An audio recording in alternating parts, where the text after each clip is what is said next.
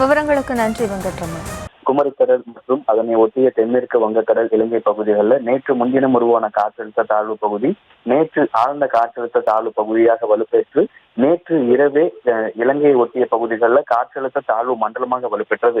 இந்த நிலையில அந்த காற்றழுத்த தாழ்வு மண்டலம் இன்று காலை 5:30 மணி நிலவரப்படி ஆழ்ந்த காற்றழுத்த தாழ்வு மண்டலமாக வலுப்பெற்ற நிலையில தற்பொழுது அந்த ஆழ்ந்த காற்றழுத்த தாழ்வு மண்டலம் டிட்வா புயலாக வலுப்பெற்றிருப்பதாக இந்திய வானிலை ஆய்வு மையம் தெரிவித்துள்ளது.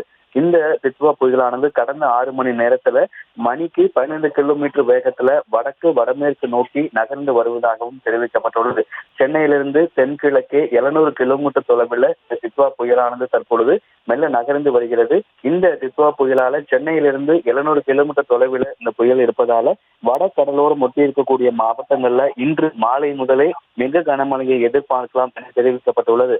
நாளை 28, 29 ஆகிய தேதிகள்ல வடகடலோரம் ஒட்டி இருக்கக்கூடிய ஒரு சில மாவட்டங்கள்ல அதி கனமழைக்கான ரெட் அலர்ட் எச்சரிக்கை விடுக்கப்பட்டிருக்கூடிய நிலையில புயல் தற்பொழுது உருவாகி இருக்கக்கூடிய சூழல்ல தற்பொழுது வடகடலோரம் ஒட்டி இருக்கக்கூடிய சென்னை, காஞ்சிபுரம், திருவள்ளூர், செங்கல்பட்டு, நாகை, மயிலாடுதுறை, புதுச்சேரி, காரைக்கால் ஆகிய பகுதிகளில் இன்று மாலை முதலே படிப்படியாக மழை அதிகரிக்கும் என தெரிவிக்கப்பட்டுள்ளது.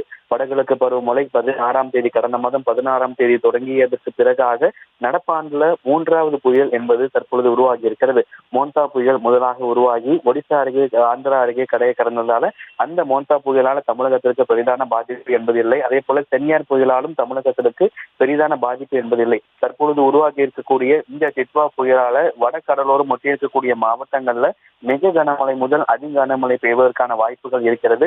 வங்கக்கடல்ல தற்பொழுது டிட்வா புயல் உருவாகி சென்னைக்கு கிழக்கு தென்கிழக்கு 200 கிலோமீட்டர் தொலைவில் இந்த புயல் என்பது தற்பொழுது மெல்ல மணிக்கு 6 கிலோமீட்டர் வேக மணிக்கு 6 மணி நேரத்துல தற்பொழுது 12 கிலோமீட்டர் வேகத்தில் நகர்ந்து வருகிறது. தொடர்ச்சியாக இந்த புயல் உருவாகி இருப்பதன் காரணமாக வடகடலோரம் ஒட்டியிருக்கக்கூடிய மாவட்டங்கள்ல இன்று மாலை முதலே மழை படிப்படியாக அதிகரிக்கும் கூடும் எனவும் இந்த புயல் எந்த திசை நோக்கி நகர்ந்து கரையை கடக்கக்கூடும் அப்படிங்கிறது அந்த தொடர்ந்து அந்த நகர்வுகளை வானிலை ஆய்வு மையம் தொடர்ந்து கண்காணித்து வருவதாகவும் தெரிவித்துள்ளது.